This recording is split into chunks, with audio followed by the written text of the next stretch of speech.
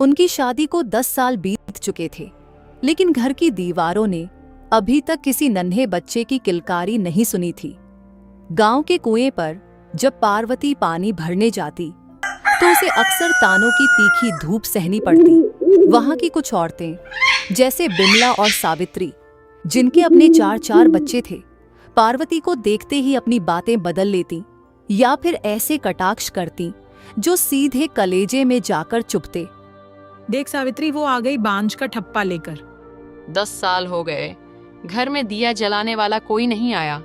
पता नहीं कौन से जन्म के पाप धो रही है।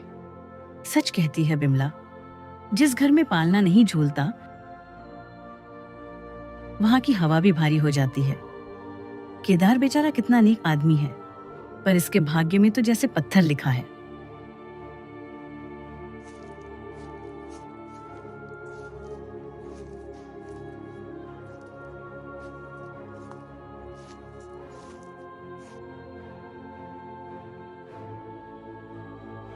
सुन रे बिटिया, इनकी बातों को पत्थर समझकर दिल पर मत रख। भगवान की लाठी में आवाज नहीं होती, पर उसका न्याय सबसे बड़ा होता है।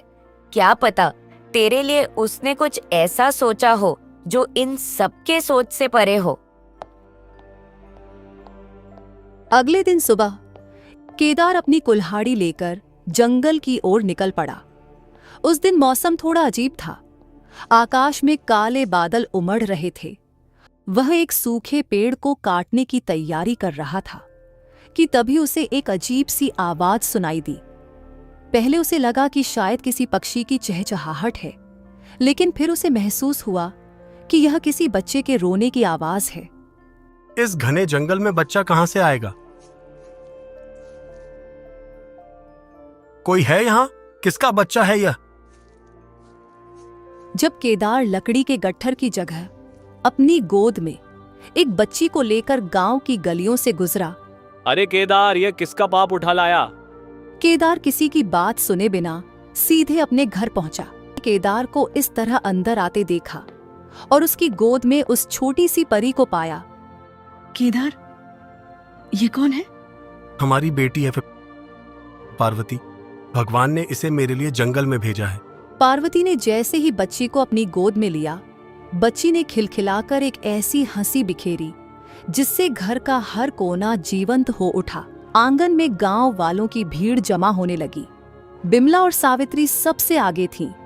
देखो तो जरा, अपनी तो हुई नहीं तो अब जंगल से उठाकर ले आए। पता नहीं किसकी है, किस जात की है। केदार, तूने तो अपने धर्म को भी खतरे में डाल दिया। हाँ भाई, कल को इसके असली माँ बाप आ गए तो क्या करोगे? और अगर यह कोई अपशकुन हुई तो? जंगल से आई है, क्या पता कोई माया हो। शर्म करो तुम लोग, इस बच्ची को देखो। क्या तुम्हें इसमें अपशकुन दिखता है? मुझे तो इसमें साक्षात देवी का रूप दिख रहा है। जो कोख सूनी थी उसे भरने के लिए अगर ऊपर वाले ने ये रास्ता चुना है, तो तुम सवाल उठाने वाले कौन होते हो? घबराना मत बेटी, यह तेरा नसीब है। इसे प्रेम से पाल, दुनिया तो बोलेगी ही। आज से यह हमारी जान है। जो इसे स्वीकार करेगा वही हमारा अपना है। जो नहीं करेगा उसकी हमें परवाह नहीं। एक सुबह केदार की तबीयत कुछ खराब थी। उसे तेज बुखार था और वह खाट से उठने की स्थिति में नहीं था। घर में सूखी लकड़ियां खत्म हो चुकी थीं। अन्या बेटा, तू अपने बाबू के पास बैठ। मैं जरा पास वाले जंगल से कुछ सूखी टहनियां बीन लाती हूँ। माँ, आज आप मत जाओ। बाहर हवा बहुत तेज है और मन कुछ ठीक नहीं लग रहा। मैं चली जाती हूँ। तू अभी छोटी है लाडो, और फिर मुझे तो रास्तों की पहचान है। मैं बस गई और आई। पार्वती कुल्हाड़ी और रस्सी लेकर घर से निकल पड़ी।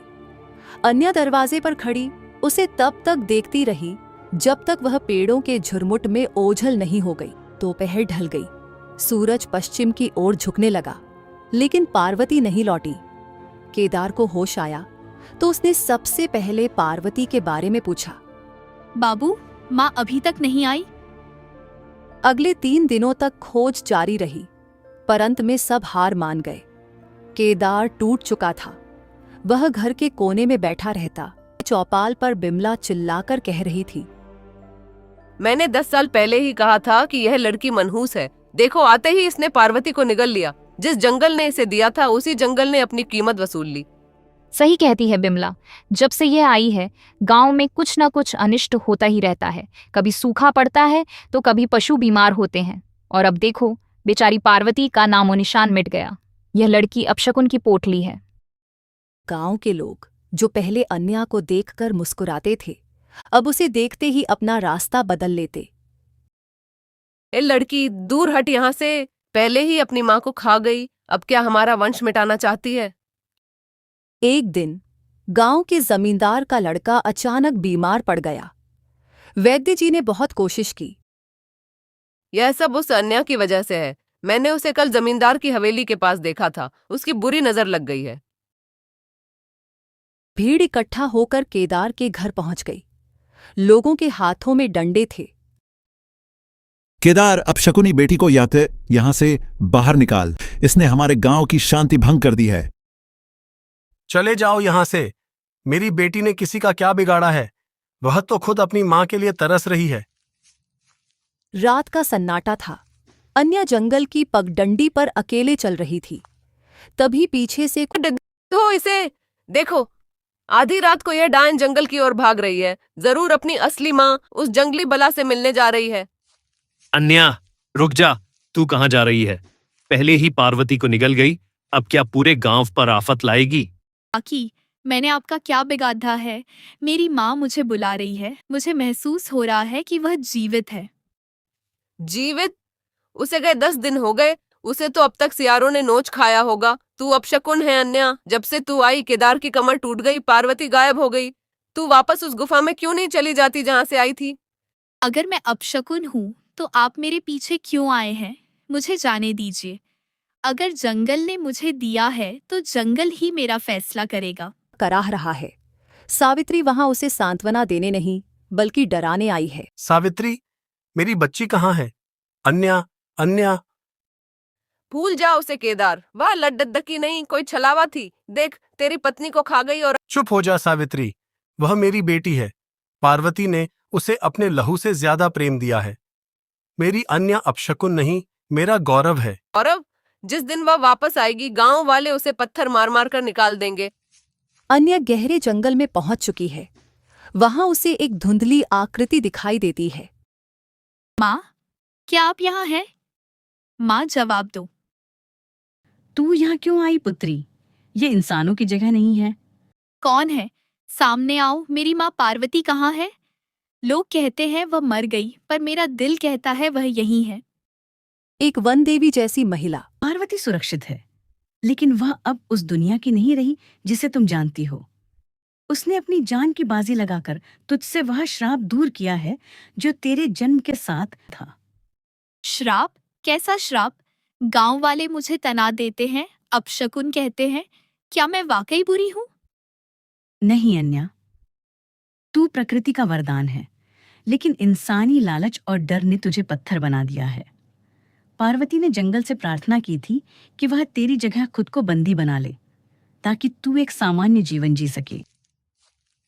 अगली सुबह अन्या जंगल से वापस लौटती है। उसके हाथ में कुछ जद्दी बूटियां हैं। गांव वाले उसे घेर लेते हैं। देखो, यह वापस आ गई। इसके हाथों में देखो, जरूर कोई काला जादू करके आई है। अन्या, अब बहुत हुआ। तेरा इस गांव में रहना अब नामुमकिन है। या तो तू सच बता कि पार्वती कहाँ है, या फिर। मुखिया जी, मेरी माँ ने मेरे लिए बलिदान दिया है।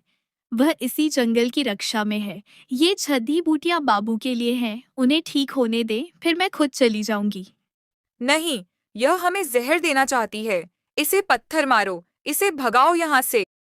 रुको, अगर मेरी बेटी जाएगी तो मैं भी जाऊंगा। तुम लोगों के दिल पत्थर के हो चुके हैं। जिस बच्ची ने तुम्हें कभी कुछ नहीं कहा, उसे तुम मौत के मुंह में धकेल रहे हो। नहीं बाबू, आप यहीं रहेंगे। मैं जाऊंगी। अन्या अपनी छोटी सी पोटली लेकर गांव की सीमा की ओर बढ़ती है। बेटी, मुझे माफ कर देना। मैं बुरी हूँ, इन लोगों को रोक नहीं पाई। काकी, आपने मुझे सांत्वना दी, वही बहुत है।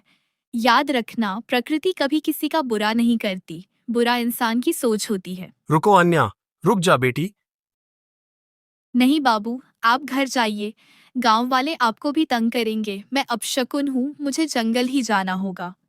मुखिया जी, बिमला, सावित्री, गौर से देख लो इस बूढ़े को।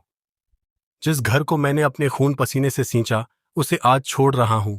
अगर मेरी बेटी अपशकुन है तो मैं भी इस गांव के लिए पर आया हूं। अरे केदार, बुढ़ापे में मती मारी गई है क्या? इस कलमुही के लिए अपना घर बार छोड़ रहा है? जंगल में जानवर खा जाएंगे तुझे। जानवरों से डर नहीं लगता बिमला, इंसानों की कड़वी जुबान से लगता है। तुम लोगों ने मेरी पार्वती को खा लिया अपनी बातों से, अब मेरी बेटी को नहीं छीनने दूंगा। चल अन्या, यह गांव अब हमारे रहने लायक नहीं रहा। आप इतनी दूर कैसे चलेंगे? आपका बुखार। तेरा हाथ पकड़ लिया है ना, अब यमराज भी आए तो रास्ता बदल लेगा। चल। बाबू, आज ये जामुन बहुत मीठे हैं। देखो कितने काले और रसीले हैं। आज हाँ लाडो, मेहनत कभी बेकार नहीं जाती। मैं शहर के बाजार जा रहा हूं, तू कुटिया से बाहर मत निकलना।